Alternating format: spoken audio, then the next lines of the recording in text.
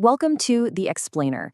Today, we're decoding the official blueprint for the Cisco AI Technical Practitioner exam. We're going to walk you through the whole journey from raw data all the way to fully autonomous agents to help you absolutely crush this certification. So, if you're gearing up for the AITECH 810-110, you know this isn't just about memorizing theory.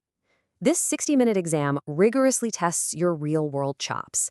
Cisco really wants to know, can you actually apply these AI concepts in a messy, complex enterprise environment? To make this super easy to digest, we're treating the blueprint like a life cycle. We'll hit 4 distinct phases: foundation, interaction, workflow automation, and lastly, the Agentic AI frontier. Let's get right into it. Starting things off with Section 1, Foundation, focusing on data and models. Okay, this base layer, it's huge. Data research and generative models make up a massive 30% of your total exam score. Without a rock-solid foundation here, your whole AI architecture basically crumbles. Cisco expects you to know exactly how AI powers exploratory data analysis and how it handles the heavy lifting of automated data prep, things like formatting, transformation, and cleaning. But it's not just data wrangling. You've got to know the privacy and safety protocols inside and out, ensuring you don't accidentally expose sensitive corporate data during AI-assisted research. Now, stepping up from that data prep, a full 20% of the exam hones in specifically on generative AI models. You need to be totally comfortable describing the major families, large language models, diffusion models, and knowing exactly when to deploy them for tasks like text summarization versus code generation. And that leads to a classic real-world dilemma tested heavily under Objective 1.2 model hosting. You have to be able to weigh the trade-offs between cloud and local hosting. If a client demands airtight data privacy, do you go local? If they need massive, instantaneous scale, do you spin it up in the cloud?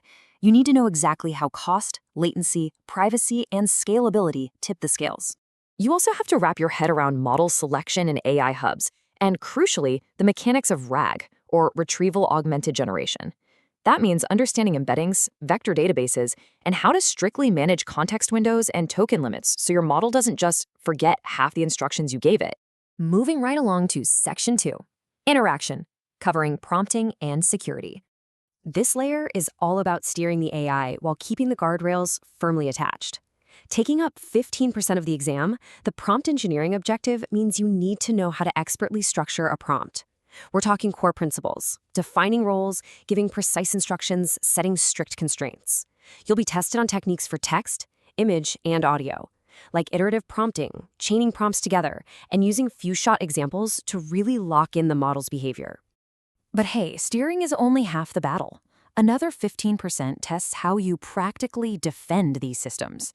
Under the security domain, fairness and safety aren't just buzzwords, they are technical requirements. How do you spot a prompt injection attack? What are your defensive strategies to stop the AI from hallucinating wild inaccuracies? This is all about securing the human-AI interaction. Next up is Section 3, Workflow Automation. This is where we bridge the gap between simple human interaction and true autonomy. AI stops being just a handy chatbot and becomes a core part of the engineering pipeline.